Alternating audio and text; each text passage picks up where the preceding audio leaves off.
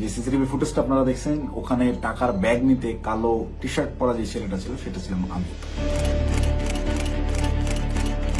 ওয়েস্টিনের নিচে সাদা সিএফ মোটো বাইকে হেলমেট লাগানো অবস্থায় আমার সাথে কথা বলতেছিলেন একজন উপদেষ্টা। সেই উপদেষ্টা ছিলেন আসিফ মাহমুদ সজীব ভুইয়া। মোহাম্মদপুর থানার মতো একটা ছোট্ট একটা থানার একটা বৈষম্যবিরোধী ছাত্র আন্দোলনের আর সেই ছেলেপেলে মব ক্রিয়েট করতে গিয়ে ধানমন্ডি থানা ধরা খাইলো, তাদেরকে ছাড়ে আনলো কি? আব্দুর রহমান মাসুদের মতো এত বড় ফিগার, এই ইন্টারন্যাশনাল নেতা ওই রকম লোকজনদেরকে ছাড়াইতে থানায় যায় কেন যায়? খোঁজ করেন, চোখের সামনে দেখতে পাচ্ছেন কারা কারা ধনী হয়ে গেছে, কিভাবে রাতারাতি ফকির নির্মলা কোটিপতি হয়েছে, এটা ওপেন সিক্রেট। এবং এদের এইসব টাকা পয়সা আসছে থেকে এইভাবেই।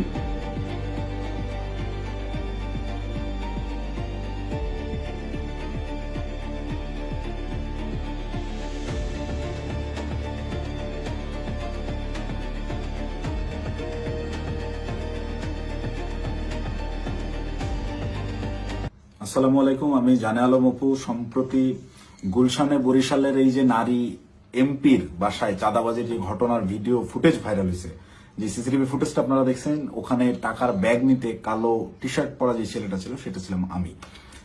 আপনারা এই একটি সিসিটিভি ফুটেজের মাধ্যমেই দেখেছেন যে বৈষম্যবিরোধী ছাত্র আন্দোলনের সমন্বয়করা চাঁদাবাজিতে জড়িত। আপনাদের যে সমন্বয়করা গত বছর আন্দোলনে আপনাদের কাছে মহানায়ক ছিল, তারা হয়ে গেল চাঁদাবাজ। কিন্তু আমার কিছু প্রশ্ন আছে। আপনারা কি জানেন যে এই যে টাকা নেওয়ার যে ফুটেজটা, এটা সকাল 9টা থেকে 10টার ভিতরকার সময়ের মধ্যে, তার ঠিক কয়েক ঘন্টা আগে ভোর 5টার সময় ওই জোনের ডিসি ওসি সবাইকে অবগত করে একদম অফিসিয়াল প্রসেসে আইনিভাবে আইন শৃঙ্খলা বাহিনী অর্থাৎ পুলিশ বাহিনীকে সাথে করে নিয়ে স্বামীর সেই বাসায় আমরা অভিযান চালাই। আপনারা কি জানেন সেই অভিযানে যাওয়ার আগে গুলশানেরই কোনো একটা জায়গায় আমার সাথে উপদেষ্টা আসিফ মাহমুদের কথা হয়? কই নিউজ মিডিয়ায় এত কিছু আসলো, এই 2 মিনিটের সিসিটিভি ফুটেজটাই কেন? আগের রাতের গোটা অভিযানের বিষয়টাকে একদম স্রেফ ধামাচাপা দেওয়া হলো কেন? ভোরবেলার সেই পুলিশ সাথে করে নিয়ে যে অভিযান চালানো হয়, 5টা থেকে 6টা পর্যন্ত টানা 1 ঘন্টা শাম্মী আহমেদের বাসায় অভিযান চলে, আইন শৃঙ্খলা বাহিনী সহ গোটা বাসা তন্ন তন্ন করে খোঁজা হয়, কোথাও শাম্মীকে পাওয়া যায় না। কিন্তু বাসা অভিযান চলাকালীন সময়ে প্রত্যেকটা জায়গায় আমরা বুঝতে পারতেছিলাম এখানে শাম্মী ছিল। তার ব্যবহৃত জিনিসপত্র, বেডের পাশে তার ফোন, তার হেডফোন, তার জুতা, এভরিথিং, তার ভ্যানিটি ব্যাগ, সবকিছু একদম স্পষ্ট বোঝা যাচ্ছিল শাম্মী এই জায়গায় ছিল। সামহাও ইনফরমেশন লিক হয়ে গেছে, সে চলে গেছে। তো যেই 2.5 মিনিটের সিসিটিভি ফুটেজ ভাইরাল করে আমাদেরকে রাতারাতি হিরো থেকে একদম ভিলেন বানানো হলো, যারা এই কাজটা করলো তাদের কাছে আমার অনুরোধ থাকবে এবং চ্যালেঞ্জ করব আমি, যদি সৎ সাহস থাকে আগের রাতের সিসিটিভি ফুটেজটা আপনারা ফাঁস করেন, দেখি কে ফোন করছে, কার কলে, কিভাবে শাম্মীর বাসা থেকে বেরোইছে, এবং আইন শৃঙ্খলা বাহিনীর সাথে আমরা যে অভিযানে গেলাম সেখানে আমাদের ভিতর কি কি কথা হয়েছে, আমরা চাঁদাবাজ কিভাবে হলাম। চাঁদাবাজি তো করি নাই। আমাদেরকে পরের দিন সকালবেলা এটা যোগাযোগ রিয়াদের সাথে করছে, রিয়াদের সাথে যোগাযোগ করে রিয়াদকে ডেকে পাঠাইছে তারা। রিয়াদ আমাকে ফোন দেয়, ফোন দিয়ে ডেকে নেয় যে ভাই ওই বাসায় একটু আসতে হবে। তো সে আমাকে প্রাথমিকভাবে জানায় যে শাম্মী যায় নাই, এটা এখনো আমাদের কাছে তথ্য আছে, আমি বাসায় নজরদারি করতেছি, আপনি তাড়াতাড়ি আসেন। আমি ইমার্জেন্সি যাই। যাওয়ার পরে রিয়াদ আমাকে নিয়ে ভিতরে যায় এবং বলে যে ভাই উপর থেকে ডেকে পাঠাইছে বলার পর আমরা ওকে তাহলে চল। আবার যাওয়ার আগে একটু আটকাইলাম, ও যে অন্যরা আসুক। পরে বেশ কয়েকজনকে ফোন দিল রিয়াদ, দিয়ে বলে যে ভাই সবাই ঘুমিয়ে গেছে, কেউ আসতেছে না। তো অগত্যা আমি ওর সাথেই গেল। সিঁড়িতে রিয়াদ আমাকে টাচ দেয় যে ভাই ওরা কিছু টাকা পয়সার কথা বলছে, পোলাপানরা চাপানি খেতে টাকা পয়সা দিবে। তা আমি স্বাভাবিকভাবেই মাইন্ডসেট করে নিছি, আমরা রাতে যে কজন আসছিল আর পুলিশ সব মিলে সর্বোচ্চ 40 জন হবে। তো পুলিশদেরকে বাদ দিলে এটা 15-20 জন বা 30 জন সর্বোচ্চ। এই কতই বা দিবে, 50,000 1 লাখ টাকা হয়তো বা দিবে। এইটা একদম নর্মাল থট থেকে ভাবছি। এই ভেবেই আমি ওর সাথে ভিতরে যাই। ও আমাকে বলে দিছে যে আমি বলছি যে আমি ভাই এগুলা আমার মন সাইদের আমি কথাবার্তা বলতে পারি না, বলে আপনার কথা বলতে হবে না, আপনি রাতে খুব ভালো রোল প্লে করছেন, আপনারা ওরা ভয় পাবে। আপনি যেভাবে সব জায়গায় খোঁজাখুঁজি করছেন, চিল্লাচিল্লি করছেন, আপনারা ওরা ভয় পাবে। আপনার ফেসটা খালি দরকার, আপনি খালি আমার সাথে তাল মেলাবেন, বাকিটা আমি দেখবো। তো আমি যে গেছি তার সাথে, একটু আমার ভিতরেও ওই সময় হয়তো লোভ আসছে, আমি নিজেকে কন্ট্রোল করতে পারি নাই, বা ওই মুহূর্তে সঠিক ডিসিশনটা কি হবে আমি নিতে পারি নাই। খুব ইনস্ট্যান্ট, সিঁড়িতে উঠতেছি আর 2 ধাপ গেলেই আমি বাসার দরজায় চলে যাবো, এতটুকু সময় ভিতরে আমাকে সিদ্ধান্ত নিতে হয়েছে। তো এটা আমার ভুল সিদ্ধান্ত হয়তো বা ছিল। ভিতরে গেলাম, গিয়ে বসলাম। বসার পরেই ওই স্বামীর হাজবেন্ড এসে 5 লাখ টাকার অফার করে যে আমি তোমাদেরকে 5 লাখ টাকা দিচ্ছি, তোমরা যারা ছিলে তোমরা চা পানি খায়ও, আমরা শান্তিপ্রিয় মানুষ, আমি সারা জীবন চাকরি করছি, কোনো রাজনীতি করি নাই, চাকরির রিটায়ারমেন্ট শেষে এখানে আছি, রেস্ট করতেছি, এই বয়সে এসে আমাদেরকে আর তোমরা হয়রানি করিও না, আমি কোনো রাজনীতির মধ্যে নাই, তো আমাদেরকে একটু শান্তিতে থাকতে দাও। এবং উনি আরো একটা প্রশ্ন করেন যে আমাদের তথ্য তোমাদেরকে কে দিছে, তোমরা কিভাবে জানলা যে আমরা এখানে আছি। এই 2টা বিষয় উনি জিজ্ঞেস করেন। একটা হচ্ছে অনুরোধ করেন ওনাদেরকে ডিস্টার্ব না করতে, আরেকটা হচ্ছে ওনারা যে এই বাসায় আছেন, স্বামী যে এই বাসায় থাকেন বা ওনারা এই বাসায় আছেন, এই তথ্যটা কে দিছে। এই 2টা ইসের বিনিময়ে সে 5 লাখ টাকা দিতে রাজি হয় এবং আনতে চলে যায় একরকম, যে তো আমি তোমাকে 5 লাখ টাকা দিচ্ছি, তোমরা এটা নিয়ে যাও। দেন রিয়াদ রেসপন্স যেটা করে, রিপ্লে করে, সেটা শুনে আমি রীতিমতো আকাশ থেকে পড়ছি। ও একরকম ঝাড়ি মেরেই বলে আমি চ্যালেঞ্জ করতেছি, এই আমরা যতক্ষণ ছিলাম গোটা সময়ের ওই প্রায় আমরা 15 থেকে 20 মিনিট ছিলাম, গোটা টাইমের সিসিটিভি ফুটেজ তারা ফাঁস করুক। আমার এই ভিডিও যে সাংবাদিক ভাইরা দেখবে, আপনারা ওই বিল্ডিং আবার যান, বিবিসির সাংবাদিকরা তো আগের বার বেশ কয়েকটা ফুটেজ বের করছেন সিঁড়ি দিয়ে ওঠা নামার, আপনারা কেন সাউন্ড দেন নাই আমি জানি না। আপনারা এইবার যদি যান গোটা ফুটেজটা ফাঁস করেন, এটা আমার অনুরোধ থাকবে। তাহলে ভাই আমি একটু বাঁচি। আমাকে যেভাবে আপনার এই চাঁদাবাজ হিসেবে পরিচয় করাইলেন, ডেকে নিয়ে ভাই টাকার ব্যাগ হাতে ধরাই দিছে, চাঁদাবাজি করতে যাই নাই, জীবনে চাঁদাবাজির কোনো রেকর্ড নেই, খোঁজ নিয়ে দেখেন, গোয়েন্দা লাগান, এভরিথিং। 1 টাকার অবৈধ সম্পদ কোথাও অর্জন করছে কিনা চ্যালেঞ্জ করব, কেউ বের করতে পারবে না। এবং সর্বোচ্চ চেষ্টা করতেছে বর্তমান এই রাষ্ট্রযন্ত্র, সর্বোচ্চ চেষ্টা করতেছে আমাকে ভিলেন বানানোর। আমার বিরুদ্ধে কোনো এভিডেন্স পাচ্ছে না, এরকম কোনো কাজে আমি কখনোই ছিলাম না, আমাকে ডেকে নিয়ে জাস্ট ইউজ করা হয়েছে। যাই হোক, ওই প্রসঙ্গে আপাতত না যাই, ঘটনায় ফিরি। এখানে রিয়াদ রিপ্লেতে বলল যে কিসের 5 লাখ, 1 কোটির নিচে কথাই হবে না, আপনাদের মানে সব বাঁচাই দিলাম, আত্মীয় স্বজনের কাছে কালার খাইতে হইল না, জেল খাটতে হইল না, কোনো কিছু করতে হইল না। আমি ভাই রীতিমতো 1 কোটি টাকার কথা শুনে হয়েছি যতটা, তার চাইতেও বেশি হয়েছি। অকপটে বলতেছে যে আপনাদেরকে জেল খাটা লাগলো না, কিছু না, আত্মীয় স্বজনের কাছে মানহানি হলো না, মিডিয়া হইলো না, কোনো কিছু হইলো না, এটার বিনিময়ে শুধু 5 লাখ। তখন একরকম মাথা ধরে উঠছে আমার যে এইটা কি তাহলে প্ল্যান ছিল। আমি ওই তখন থেকেই রাতে বিভিন্ন ক্লু পাচ্ছিলাম যে স্বামী বাসায় ছিল। তখন আমার মাথায় খেলে যে এটা কি আসলে প্ল্যান ছিল, তাহলে কি প্ল্যান করে স্বামীকে এরা সেফ এক্সিট দিছে এবং সেফ এক্সিট দেওয়ার বিনিময়ে এখানে কোটি টাকা নিতে আসছে। মাথায় যখন আমি প্রশ্নটা ঘুরপাক খায়, আমি ওখান থেকে একটু উঠে চলে যাই যে আমি এইসব টাকা পয়সার ডিলিং আমি থাকবো না। তখন আবার আমার মাথায় এইটা খেলে যে আমি তো রিয়াদের সাথে আসছি, রিয়াদ আমার সহযোদ্ধা, সে আমার পূর্ব পরিচিত, তাকে এখানে একা রেখে আমি কিভাবে চলে যাই একটা আওয়ামী লীগের এমপির বাসায়? একে তো গুম করে দিতে পারে বা এর যে কোনো বিপদ হতে পারে। ওর সেফটির কথা চিন্তা করে ওকে আমি একা রেখে চলে গেলে ওর বিপদ হতে পারে, এই চিন্তা করে আমি আবার ব্যাক আসি না। যাই হয় হোক, আমাকে রিয়াদকে নিয়ে যেতে হবে, রিয়াদকে আমাকে তাড়াতাড়ি এখান থেকে বের করতে হবে। তো ওই ওদের কথা, ওরা বার্গেনিং চালাতেই আছে। ওটা 1 কোটি থেকে 50 লাখে নামে, 50 লাখের থেকে ওই 50-50 করবে, 25 এখন নেবে, 25 পরে বিভিন্ন রকম বার্গেনিং করতে থাকে। গোটা সিসিটিভি ফুটেজ দিলেই আপনারা দেখতে পাবেন। তো আমি যত ফাস্ট করা যায় এখান থেকে বেরোতে পারলে পারছি। তো আমি রিয়াদকে বারবার কানে কানে বলতেছি তুই এরকম পাগলামি করিস না, তুই থাম। রিয়াদ আমাকে বারবারই বলে আপনি চুপ থাকেন, দেখেন আমি কি করি, আপনি চুপ থাকেন, আমি দেখেন কি করি। তো আমি সাহস আর পাচ্ছিলাম না। উনি একটা সময় করলেন কি, পাশের রুমে গেলেন, পাশের রুমে গিয়ে কাউকে একটা ফোন দিলেন, সর্বোচ্চ 30 সেকেন্ড বা 1 মিনিট পরে একটা লোক আসলেন, এসে বেল চাপলেন, দরজা খুলতেই বাইরে থেকে একটা টাকার ব্যাগ দিল, টাকার ব্যাগটা নিয়ে গেটটা লাগাই দিলেন। ওই টাকার ব্যাগটা সোজা এনে আমার পাশে উনি রাখলেন, আমার পাশে ছোট একটা টেবিল ছিল, রাখতেই এই পাশ থেকে রিয়াদ আমাকে বলতেছে আপনার তো কাঁধে ব্যাগ আছেই, তাহলে ওটা ব্যাগে ভরে ফেলেন। তো আমি, আমার ব্যাগের ভিতরে খাবার ছিল, আমি সারা রাত ধরে জেগেছিলাম, এখানে অভিযান চালিয়ে বাসায় যাচ্ছিলাম, খাওয়া দাওয়া করিনি, সকালে খাওয়ার জন্য খাবার কিনছি, খাবারটাও খাইতে পারিনি। এই খাবারটা বের করে রেখে টাকাটা ব্যাগে বললাম ভরে, আমি রিয়াদকে বলতেছি চল উঠি। রিয়াদ তখন নতুন আবার কাহিনী শুরু করলো যে না, এই 10 লাখ টাকা নিয়ে যাওয়া যাবে না। সে তখন বিভিন্ন ইনে বিনায় আরো টাকা দেন, আপনি টাকা লাগলে ম্যানেজ করেন, সে টাকা ছাড়া উঠবেই না।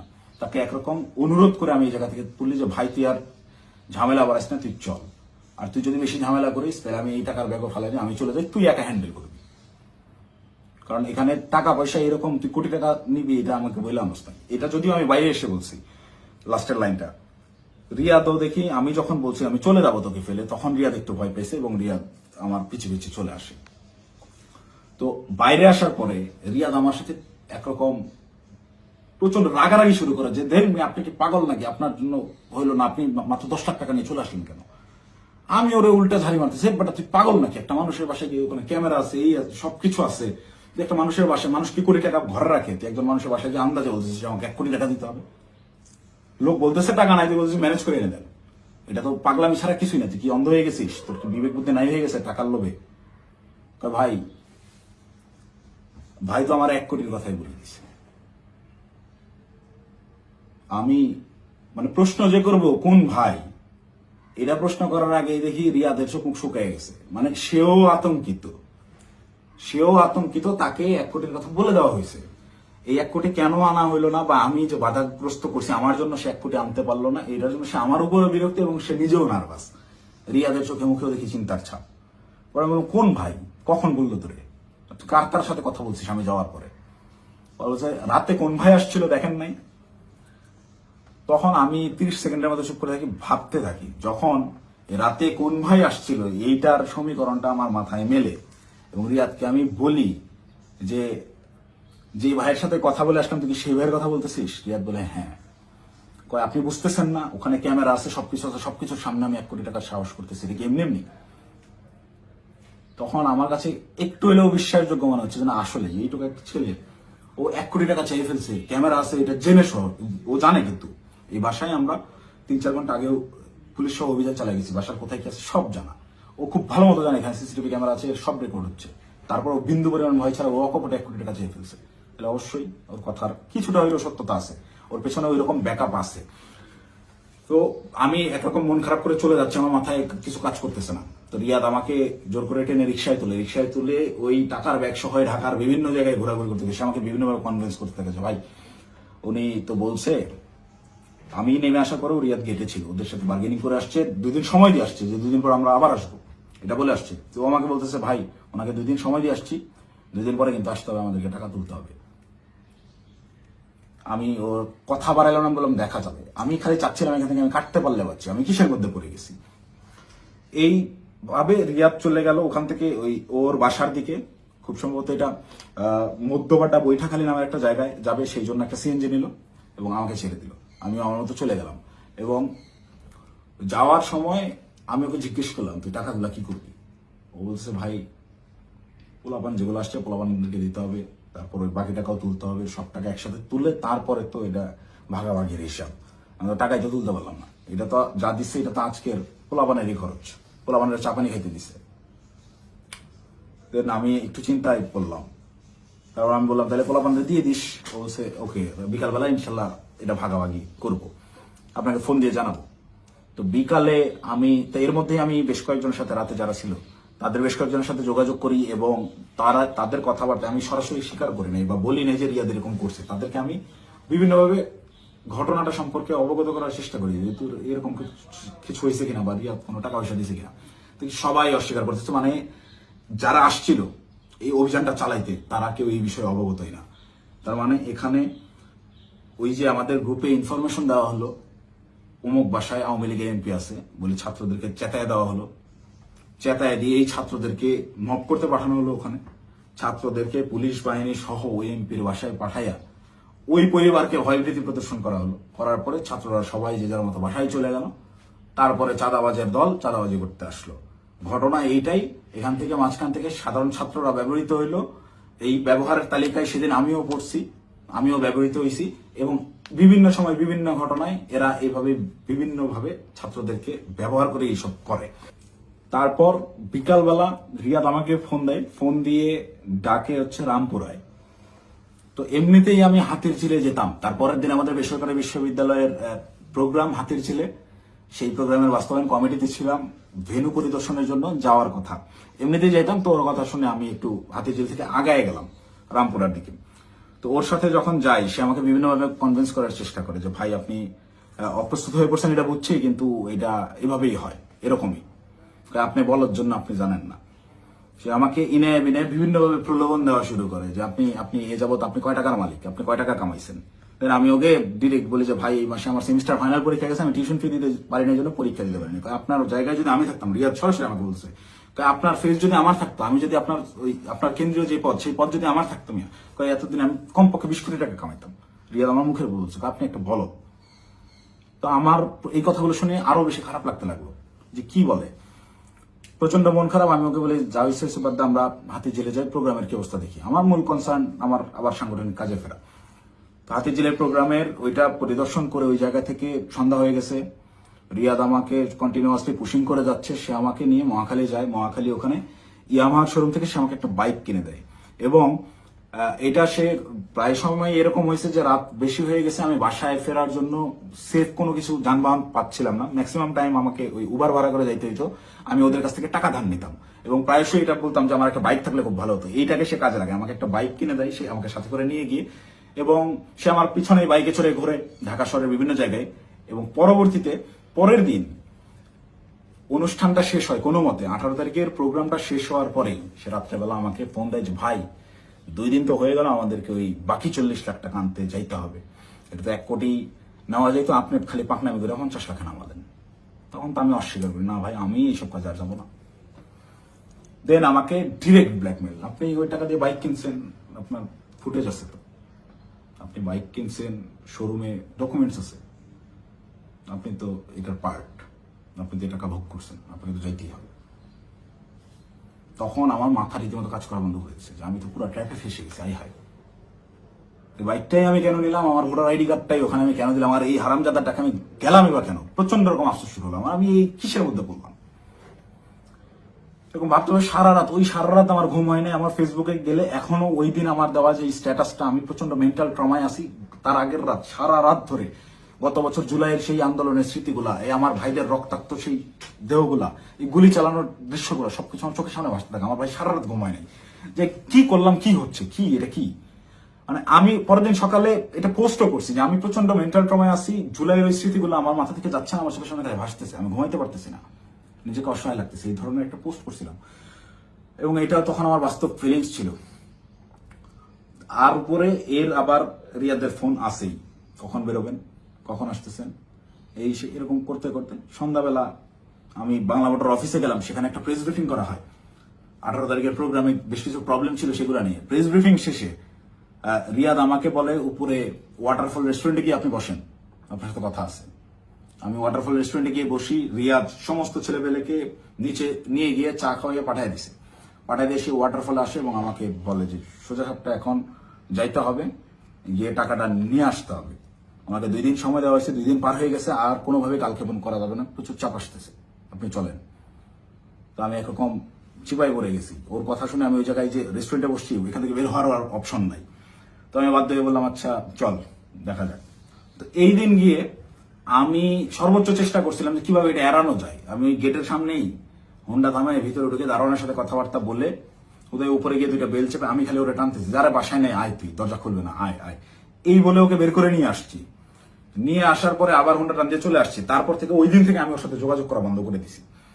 টানা 2 দিন ওর সাথে আর যোগাযোগ করি নাই। ও আমাকে মেসেজ দেয় বিভিন্ন ভাবে, আমি যে টাকা নিছি, আমাকে যে ট্র্যাপে ফালানো হচ্ছে এইটা বারবার সে উল্লেখ করার চেষ্টা করে। আমাকে মেসেজ করে, ভাই টাকা নিয়ে হারায় গেলেন, খোঁজ নাই কেন।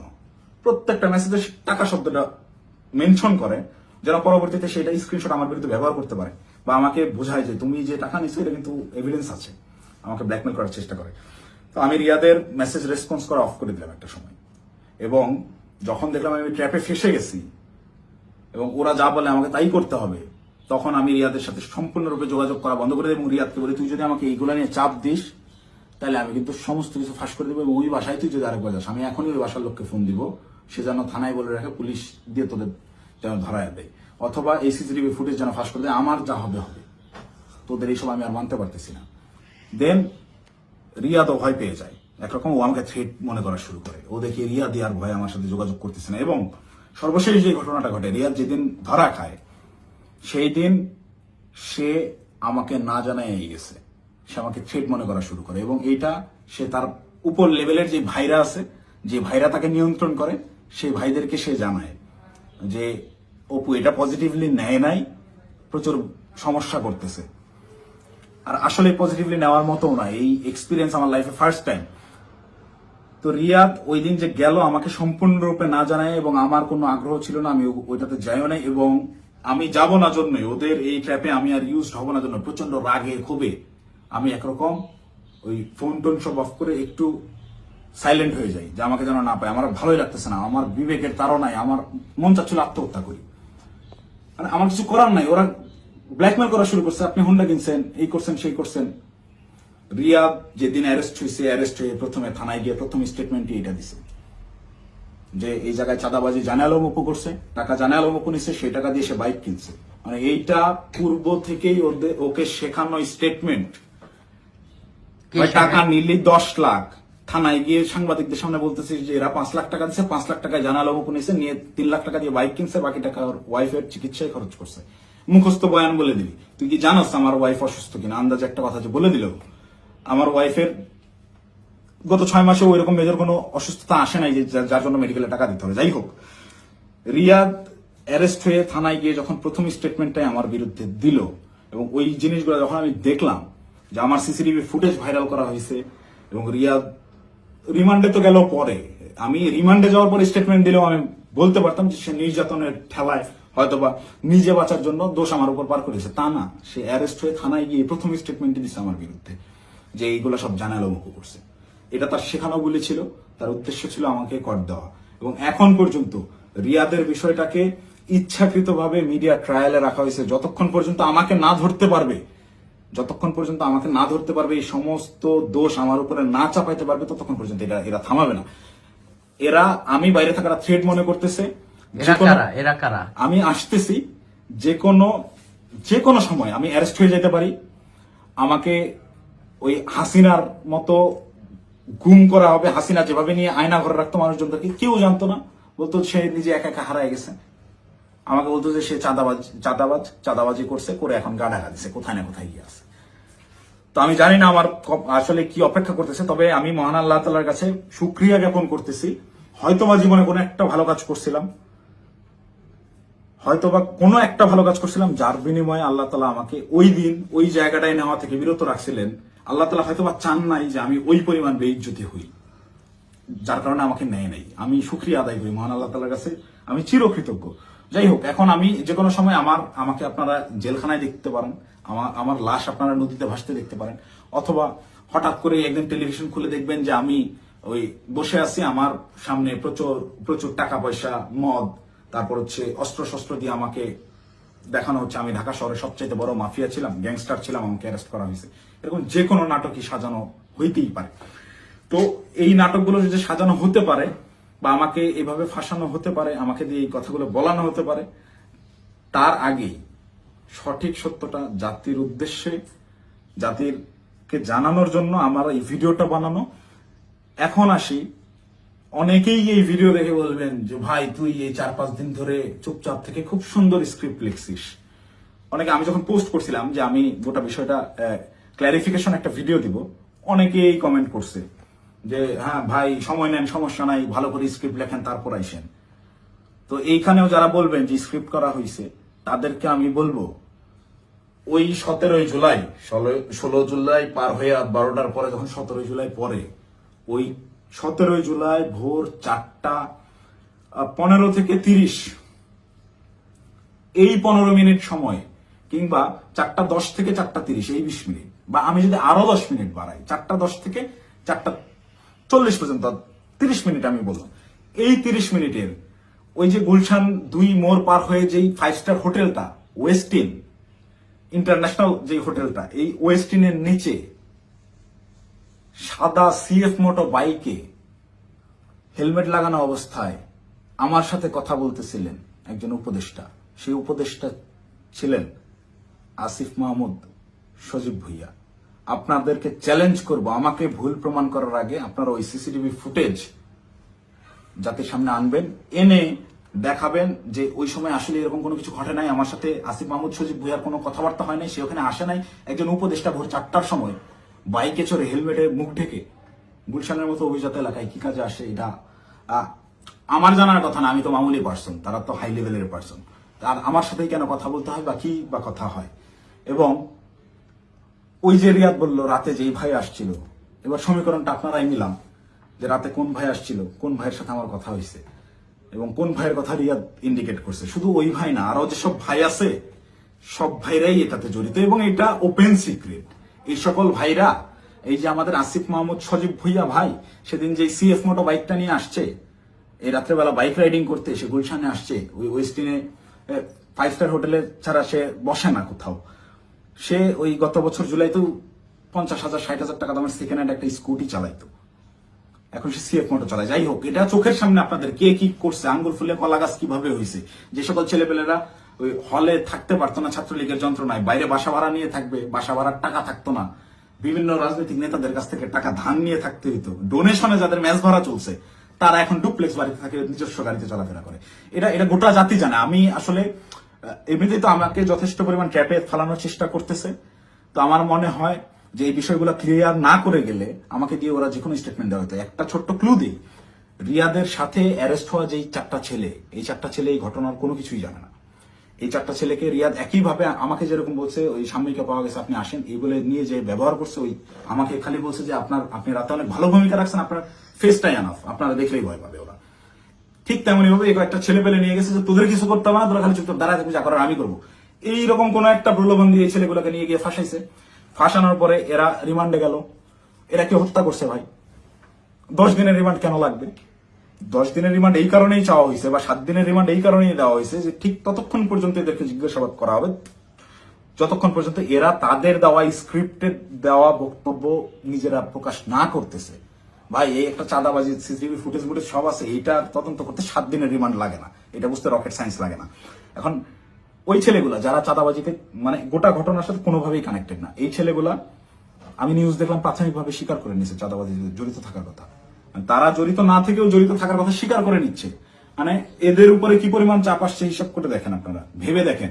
তো আমার মাথায় এইটাই ঘুরতেছে যে আমাকে ধরার পরে আমাকে কি পরিমাণ চাপ প্রয়োগ করবে, আমাকে কি না কি বলাবে। তো এইসব কি না কি বলে ওদের ওইসব প্যাচের মধ্যে আমি আর নাই। আমি সত্যটা বলে গেলাম, এখন যদি আমাকে গুম করে, আমাকে খুন করে, যাই করুক, আমি ভিডিওতে যা বলে গেলাম এটা শতভাগ সত্য, আমি দায়িত্ব নিয়ে বলতেছি। আমি আপনারা অনেকেই আমার পরিচিত মানুষজনদের ভিতরে অনেকেই ভিডিওটা দেখবেন যারা আমার সহযোদ্ধা, যারা আমার সাথে এতদিন চলাফেরা করছেন এবং যারা আমার সম্পর্কে জানেন, যারা আমার শুভাকাঙ্ক্ষী, তারা অবশ্যই এই কথাগুলো বিশ্বাস করবেন। তারা জানেন আমি ওই রকম দুর্নীতির সাথে যুক্ত হতেই পারি না এবং আমাকে তারাও ইউজ করে সুবিধা করতে পারে নাই। সুবিধা করতে পারে নাই জন্যই আমাকে আটকে দেওয়ার এত চেষ্টা।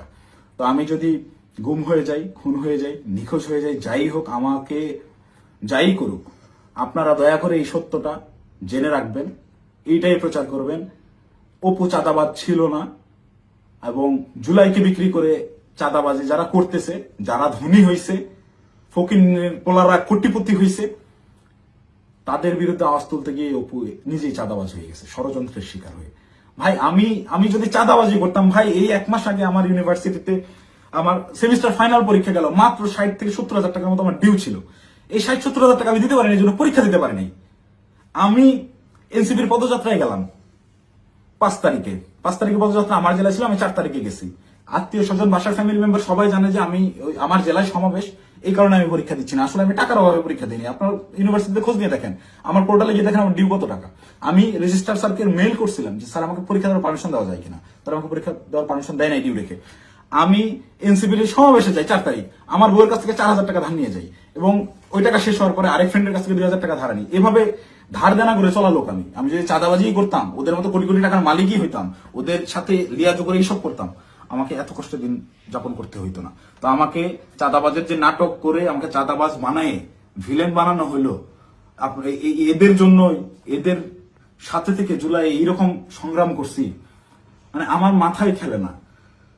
আমি জুলাইতে, আপনারা যারা আমাকে আগে থেকে চেনেন তারা দেখছেন কিভাবে আমি একদম মুমূর্ষু অবস্থায় হাসপাতালে 13 দিন 14 দিন পড়েছিলাম। 30% 40% রিকভার করছি। অর্ধেক অসুস্থ অবস্থায় হাসপাতালের বেড থেকে চিকিৎসাধীন অবস্থায় আমি উঠে গিয়ে আবার আন্দোলনে যোগ দিয়েছি। আমার মন মানতেছিল না, আমার বিবেক কোনোভাবেই থামতেছিল না, আমার মস্তিষ্ক ওই মাঠেই পড়েছিল না, আমার ভাইদেরকে হত্যা করতেছে, এটা আমি মানতে পারবো না। তো একইভাবে এই চাঁদাবাজের ঘটনায় যেভাবে আমি ফেসে গেলাম, আমার মাথায় এটাই ঘুরছে, না এটাতে আর সায় দেওয়া যায় না, এটা আমি সায় দিতে পারবো না। সেদিন থেকেই আমি বিরূপ আচরণ শুরু করি, এইসব চিন্তা ভাবনা আমার মাথায় ঘুরতে থাকে। আমি ওই জুলাই যেই সংগ্রাম আপনাদের জন্য করছিলাম সেই সংগ্রাম সবসময় জারি রাখবো। আমি কখনো চাঁদাবাজি করি নাই ভাই, ওইটা আমার রক্তে নাই। আমার মায়ের ফোন গত 8 দিন ধরে আমি ধরার সাহস করি না। আমার মামাকে কন্টিনিউয়াসলি ফোন দিয়ে যাচ্ছে। আমার আম্মা আমাকে ওই শিক্ষা দেয় না, আমার বাবা আমাকে ওই শিক্ষা দেয় না। আমি মার ফোন ধরে যে হ্যালো বলবো, এই হ্যালো বলার সাহস আমি করতে পারিনি এখন পর্যন্ত। আম্মুকে আমি হ্যালো বলার পরে উত্তরটা কি দিব? আমাকে আপনারা চাঁদাবাজ বানায় দিলেন ভাই।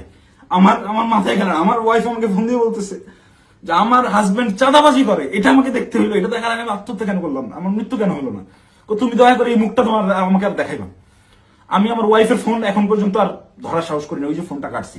মানে আমার জীবনটাকে এইভাবে কি, যেই লোকজন আমাকে নিয়ে গর্ব করতো, আমার যেসব আত্মীয় স্বজন ভাই ব্রাদার যারাই ছিল, যারা গর্ব করতো আমাকে দিয়ে, তারা দেখে আমাকে নিয়ে উল্টাপাল্টা লিখতেছে ফেসবুকে। যে সকল লোকজন বিভিন্ন রকম কাগজপত্র, অমুকের মামা, তমুকের খালা, অমুকের বউ, এরে ট্রান্সফার, ওরে প্রমোশন, আমার বাসায় কমপক্ষে 100 জন বিসিএস ক্যাডারের সিভি বইরা আছে, যারা আমার পিছে পিছে ঘুরছে, এই কাজ করে দেবো, ওই কাজ করে দেবো। এইসব লোকজন কোটি কোটি টাকার অফার, এগুলো কাজ আমি করি নাই জীবনে, করে সচিবালয় গিয়ে তদবির করি নাই। এদের কোনো প্রবলেম না। আমার এগুলো আমি বলে রেখে যান, দেখা যাবে হোয়াটসঅ্যাপে মেসেজ, ভাই দেখতেছি, পরের দিন থেকে আমি ইগনোর করি রীতিমতো। আমাকে কোনো প্রলোভনে এরা কেউই ফেলতে পারেনি। কিন্তু আপনাকে মানে চাঁদাবাজ আপনাকে বানাবে কেন? চাঁদাবাজ বানাবে কেন? এই যে আমাকে ঘটনাটাই সিস্টেমেটিক্যালি রিয়াদ আমাকে ইনভলভ করে ফেললো। রিয়াদ তো আর জানতো না যে আমি এইভাবে রিয়াক্ট করে ফেলবো। রিয়াদ এটা কন্টিনিউয়াসলি করে।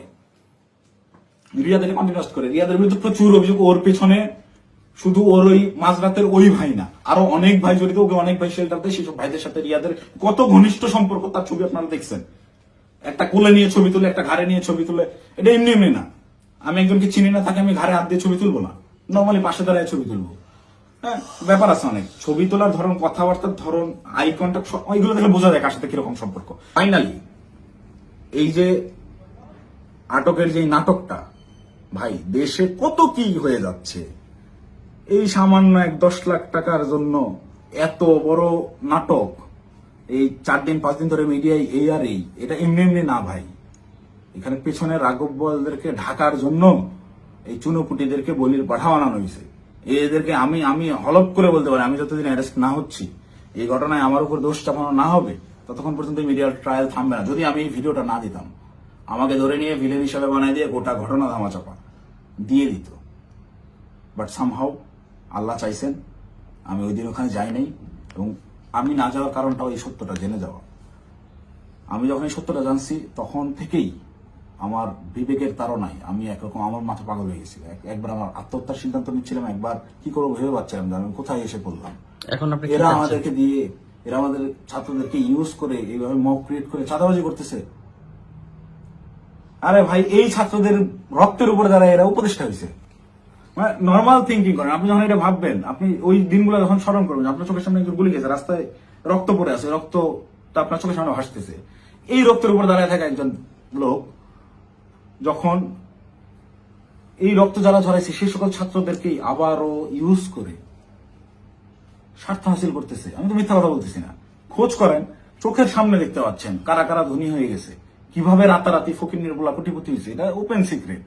এবং এদের এইসব টাকা পয়সা আসছে থেকে এইভাবেই প্রত্যেকটা গ্রুপ। এই যে মোহাম্মদপুর থানায় আহ্বায়ক গ্রেফতার হইল, মোহাম্মদপুর থানার মতো একটা ছোট্ট একটা থানার একটা বৈষম্যবিরোধী ছাত্র আন্দোলনের আহ্বায়ক, যে ভোলা থেকে উঠে আসছে একটা ছেলে, সবাই মাত্র পলিটেকনিক পাশ করে আসছে, অনার্সে ভর্তি হয়েছে, বিএসসি করতে ভর্তি হয়েছে। এই ছেলে ঢাকা ইউনিভার্সিটিতে পড়ুয়া স্টুডেন্টের কাছে 1 কোটি টাকা চাঁদা চাচ্ছে।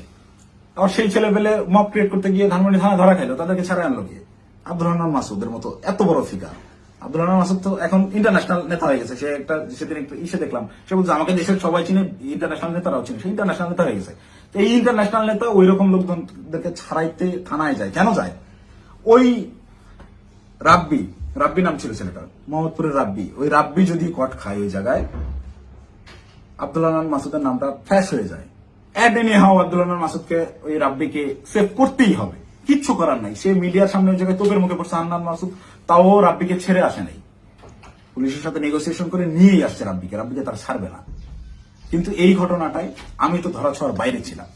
রিয়াদকে তারা সেভ দিলেও আমি তো বাইরে ছিলাম, যে কোনো মুহূর্তে ফাঁস করতে পারি। এই ভয়ের জায়গা থেকে রিয়াদকেও আর বাঁচায় নাই যে দুইটাকেই আটকাইতে হবে। আমাকে ধরার জন্য সর্বোচ্চ চেষ্টা করতেছে। আমি কতক্ষণ বাইরে থাকবো, কতক্ষণ টিকে থাকবো আমি জানি না। যে কোনো সময় আমার যে কোনো কিছু হয়ে যেতে পারে। তো আমি গোটা জাতির কাছে সত্যটা বলে গেলাম, এবং সেই দিন সিদ্ধান্তহীনতায় হোক কিংবা লোভের বশবর্তী হয়ে হোক, আমি যে ভুল কাজটা করে ফেলছি, রিয়াদের প্ররোচনায় করে ওই জায়গায় বাসায় ওনাদের দেওয়া ওই টাকাটা হাতে নিয়েছি, এইটার জন্য আমি গোটা দেশবাসীর কাছে ক্ষমা প্রার্থী, এবং আমি আমার দোষ স্বীকার করে নিচ্ছি। এবং আমি প্রচলিত আইন অনুযায়ী, যেহেতু আমার নামে মামলা হয়েছে, আমি বিচার ফেস করতে রাজি আছি।